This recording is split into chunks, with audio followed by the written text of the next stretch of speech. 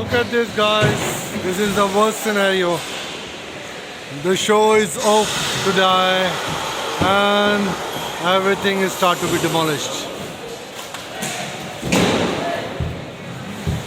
Somehow some of the items are already demolished. Some of the stands, double-decker stands, are still pending.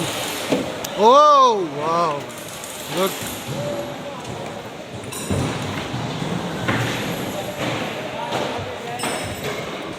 5 days before everything was building up, and today everything is start to be demolished. See?